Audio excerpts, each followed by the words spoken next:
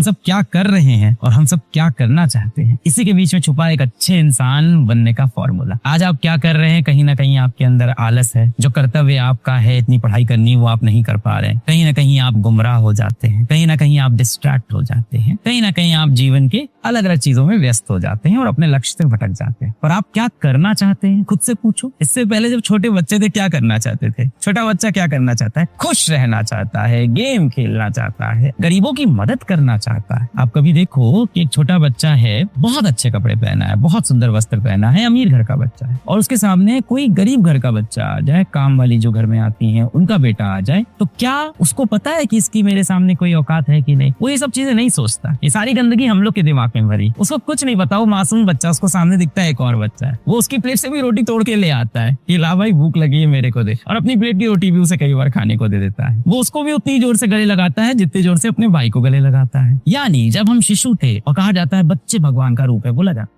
तब हमारे अंदर सारी फीलिंग बड़ी प्योर थी। तब हम चाहते थे सबकी मदद करना, बराबर रखना, उतना ही खाना जितने में हमारा पेट भर जाए। जब आप छोटे थे, क्लास फर्स्ट सेकंड में थे, सड़क पे आपको कोई भीख मांगने लगता तो आपको बड़ी दया आ जाती थी इसके ऊपर, और आप बड़े इनोसेंट थे। अपने पापा से कहते पापा प्लीज इनको पैसे दे दीजिए, फिर आपके पापा कहते थे अरे इन लोग का रोज का काम, तुमको पता नहीं है ये लोग ये पूरा एक बिजनेस चलाते हैं। क्योंकि आपको तो लग रहा था कि दुनिया भी बहुत मासूम होगी जैसे मैं मासूम हूँ। वो जो आपके अंदर बच्चा था, वो जो आपके अंदर नेक विचार था, उसी को वापस ला।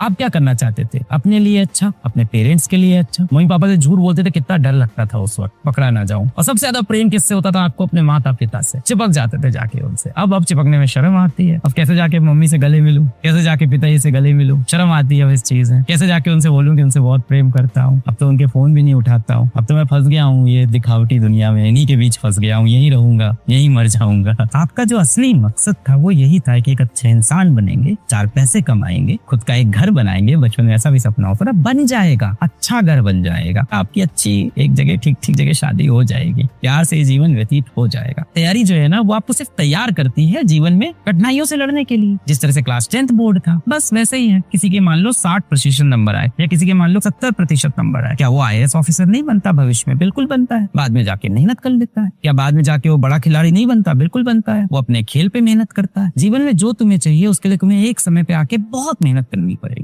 और अगर वो नहीं मिलता है तो आगे भी जीवन को मौके दो भाई। मैं एकदम झूठ नहीं बोलूंगा, और मैं आपकी दिक्कत समझता हूँ बेटा, और लोग आपकी परेशानी नहीं समझते हैं और हंसते हैं कि देखो अब मोटी मोटी किताबें आ गई, अब देखो ये असली पढ़ाई है। अक्सर ऐसा होता है, किताबें बहुत पतली पतली होती हैं, सिलेबस बहुत कम होता है, अचानक बहुत बड़ा सिलेबस हो जाता है और बहुत डिटेल हो जाता है। उसी सिलेबस के साथ स्कूल जाना, उसी सिलेबस के साथ आपको कोचिंग जाना। दुनिया कर रही है, साइड से खड़े होकर दुनिया हंस रही है, ये करो अब मजा आएगा, अब देखो अब क्या होगा। जिस बीच आप सोच रहे थे कि इतनी मोटी मोटी किताबों हम कैसे पढ़ूंगा, कैसे करूंगा, तब तक आपकी कोचिंग शुरू होती है जो बोलती है अरे बस ये किताबें पढ़ोगे, लो ये मटेरियल भी पढ़ो साथ में। बस ये मटेरियल से थोड़ी होगा, ये देखो ये डेली प्रैक्टिस प्रॉब्लम, ये शीट भी लगानी है, असाइनमेंट भी लगाना है। तो बोलोगे बस हो गया? बोलेंगे नहीं, अभी तो टेस्ट भी देना है, हर 15 दिन में एक टेस्ट होगा। इन सब के बीच स्कूल के एग्जाम आ जाते हैं, इन सब के बीच स्कूल में एक्स्ट्रा करिकुलर एक्टिविटीज, और इन सब के बीच में मासूम आप, जिन्हें अभी अभी ये कहा गया था कि एक बार बोर्ड में अच्छे नंबर ले आओ, बस उसके बाद जीवन अच्छा हो जाएगा। बोर्ड बहुत इंपॉर्टेंट होता है। एक बार अच्छे से पढ़ के एक अच्छे प्रतिशत बना लो, 70%, 80%, 90%। ये हाई स्कूल में बेटा खूब अच्छे परसेंटेज ले आओ, नाम रोशन हो जाएगा और जीवन में बहुत इंपॉर्टेंट होता है। ये सबने कहा कि नहीं, वो तो झूठ का। हाई स्कूल में 90%, 80%, 70% तो बहुत लोगों के आते हैं। असली सफर अब शुरू हुआ, अब असली जंग शुरू हुई। नन्हे मुन्ने से बालक आप 16 साल के, लड़ना भी किससे? बड़े दुश्मन से लड़ने को दे दिया अचानक से।